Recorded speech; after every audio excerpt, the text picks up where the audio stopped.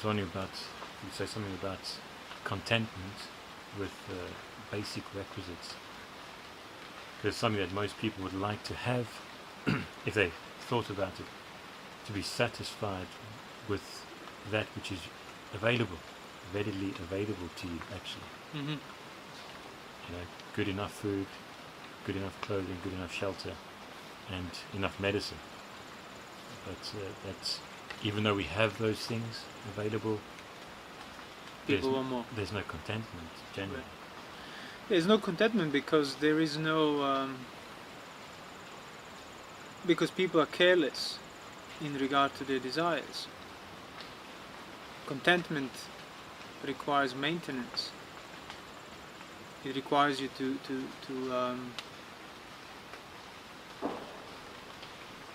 foresee things before they arise, to foresee a possibility for proliferation before it arises. So it's just obviously, as everything else that if somebody's just starting, it's going to be unpleasant because of the discomfort, and it's going to require some doing and learning. But once a person develops that habit, then yeah, they don't need to be constantly obsessing over simplicity and keeping things simple and requisites, because that will become the way they prefer to live. But until they reach that point, you do need to keep yourself in check. That's pretty much it. To just ask yourself, well, hold on, do I need this much, or do I need this many? So is this sufficient? And most often the answer is yes, absolutely. And the reason why people always go for more is because of the unquestioned attitude towards avoiding discomfort. People don't want discomfort. It's like, do I need a mattress of that thickness? Well, no, really. But if I don't have it sufficiently comfortable, I won't sleep at night. Well, you might not sleep first night or second night, but third night you'll be so tired you'll sleep on a concrete block. So you train yourself in that regard. Obviously you don't have to do it sort of without a purpose, as in just try to renounce everything and not eat and sleep on a stone. I mean, if that brings the unwholesome states to decrease and wholesome states to increase, yeah, by all means. But doing it in itself, because sometimes people can get intoxicated with that sort of Dhamma determination, which is misguided. Like you're just doing it out of some sort of matter of, thing to prove. Like, yeah, I don't lay down when I sleep and so on. Why? What's the relationship between that and unwholesome states decreasing and wholesome states increasing? Usually ends up increasing the conceit and so on. So you always want to keep it practical. That's how you won't be able to kind of veer off too far into conceited determination of I'm the best, I'm the toughest. Keep it practical, like things that are genuinely practical, things that are not necessary, that can then support your practice towards wakefulness and towards diminishing of the unwholesome states. So yeah, the little things. You don't have to throw everything away, but yeah, ask yourself, is my mattress too soft? Could I sleep on a harder surface? What would the result be? Well, it would be less sleep, because you wouldn't be able to overly enjoy it, because it's not too comfortable. Which means, okay, so that could bring the unwholesome states to decrease and wholesome states to increase. Means I won't be indulging in the sleep. So you remove your mattress and sleep on a wooden board.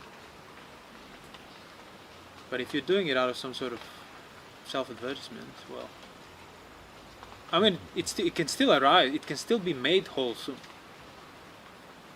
So in a way, it's still okay. But it's important to distinguish the two. Whether it's done out of just some sort of inspirational determination, or if it's done for the purpose of practically supporting your practice. Yeah, becoming stronger, being able to... Yeah, tougher. You can take more then. Handle means things. You'll be bothered less, because you can take more. Mm-hmm. Yeah, you can take physical pain. You take more by taking less. Yeah, exactly. Yeah. But yeah, if your body is dependent on a certain amount of comfort, well, you would struggle if you were to leave the softness of your home, your environment, your bedroom, you would struggle. So ask yourself, like, is my current situation really making me tougher and able to endure the elements, as the Buddha said that you should, because some of the taints are to be abandoned by enduring. So, like, you can ask yourself honestly then, well, would I be abandoning any of those taints if I can't even give up my 5-inch mattress? Yet you're supposed to be enduring cold and heat and mosquitoes and insects, discomfort. Or just an evening meal, eating less, Sure. so to speak. Or Sure, eating less, eating exactly. less. Yeah. Is it necessary? Will I die if I don't eat until tomorrow?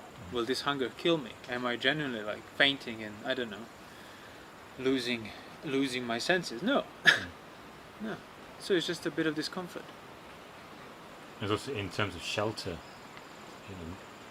trying to get your surroundings, in terms of your shelter, perfectly spiritual in a way, so that you can practice correctly, so that you can become a stronger person. Sure. Well, no, that's all rooted in that, as I said, that misguided inspiration and determination. It's more on a level of people's identity and what they do and what they're practicing.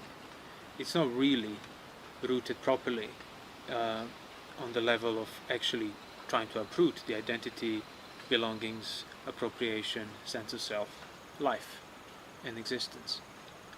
People have a little shrine and they have a little setup. I mean, again, we have to differentiate. Are we talking about a casual, a lay person who's practicing, or you're talking about somebody who's really sort of going for it, committing to it full on? If you're just doing it part-time, then it's fine. Yeah, these little reminders can be helpful because, well, yeah, you're not giving up the life. But if you're actually a monk or something like that, then yeah, it's not really. I mean, a monk who's practicing towards arahantship or towards understanding the Dhamma at least.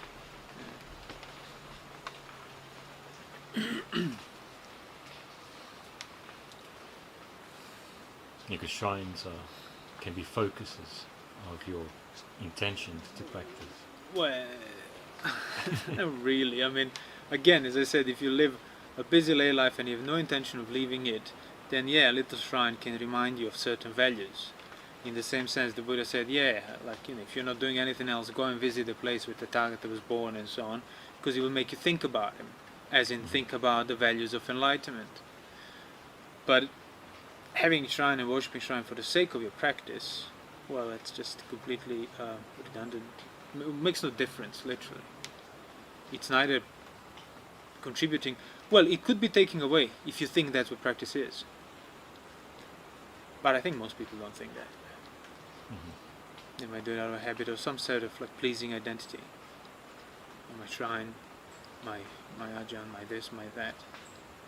Which is fine. But if you want to arrive at any relevant distinction, that needs to be overcome.